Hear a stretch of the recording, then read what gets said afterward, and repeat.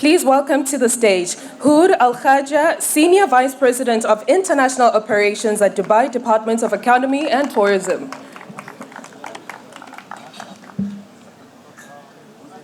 I don't need it, it's okay. You sure? Hold on. Thank you.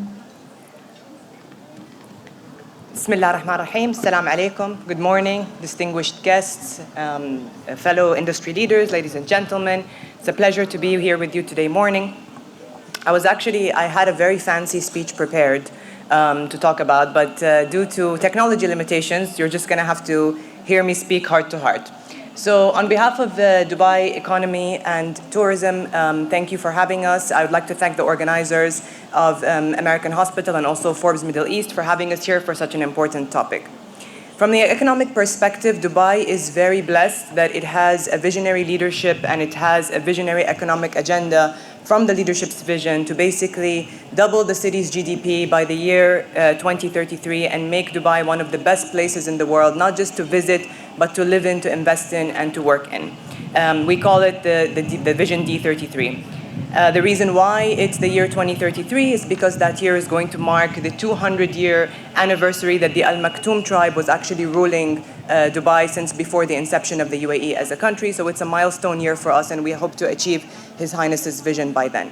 Now, if you want to be one of the best cities in the world to live in, to work at, to invest in, you have to have the entire ecosystem at play, of which health, wellness, and medical, not just tourism, but just medical facilities overall are an integral part of this, and an integral part to ensure livability and ensure the top quality of life for everyone involved.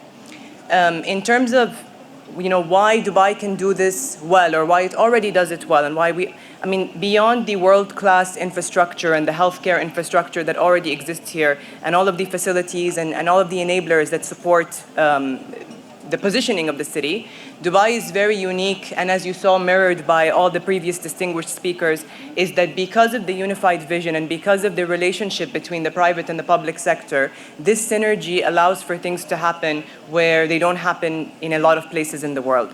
So the relationship between the private and public sector is so fundamental in that it's a win-win kind of equation where there is extreme support, and it's just so easy to connect, to communicate, to have a shared unified goal and get things done. And I think, we are already way past the pandemic, alhamdulillah, so we don't like to talk about it, but I think when it happened, it was one of the times where we really saw this come to fruition. Dubai was able to work on the different policies that were required to ensure that everyone can go back to normalcy post-pandemic, private and public sector alike, and because of that movement, we were able to be one of the first cities in the world to open up again for tourism, for business, and for everything else. I want to share some figures with you. So if we talk about Dubai from a tourism perspective, last year we already had a record year where we had more than 17 million visitors to Dubai. It was our record year, already past pre-pandemic figures. And if we look at January to September 2024, we're at 13.29 million visitors already, which is a 7% increase from the same period of last year.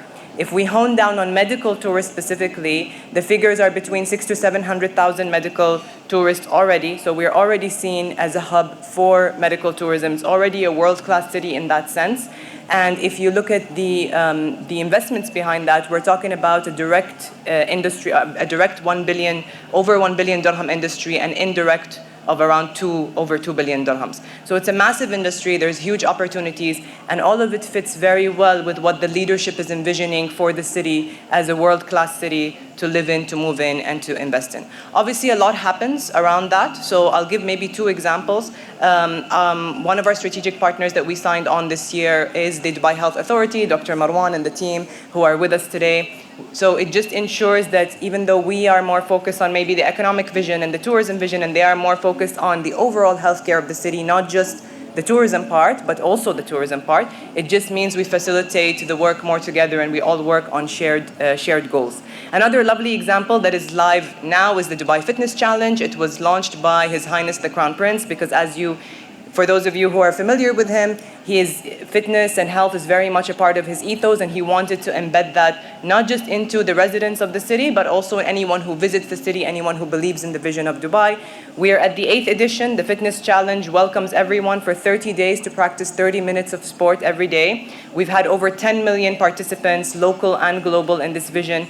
And we are also, since its inception, and I think around over 2 million last year alone. And we're also exporting it globally, as we've signed some global partnerships with countries like South Korea to ensure that they're also involved in the Fitness Challenge. I welcome you all to participate. One of the greatest events of the Fitness Challenge is actually tomorrow. It's the last day of the Fitness Challenge. And the event is the Dubai Fun Run, where the entire city closes off the major highway, Sheikh Zayed Road. And there's a fun run. It's free of charge. Everyone can participate. There's a 5-kilometer one that is more for family friendly and for kids. And then there's a 10-kilometer one which is for more experienced runners. And it's really a unique experience. Where else in the world do you get to run with all your family and friends on one of the biggest highways that gets closed off? It's safe, it's secure, it's fun. You'll feel the whole city come there together. The only down point is you have to go really early. I think they start before sunrise. Please register on the website. It's still live. It's free of charge. You just have to go get your safety gear, and you can join the Dubai Fun Run tomorrow as part of the Fitness Challenge.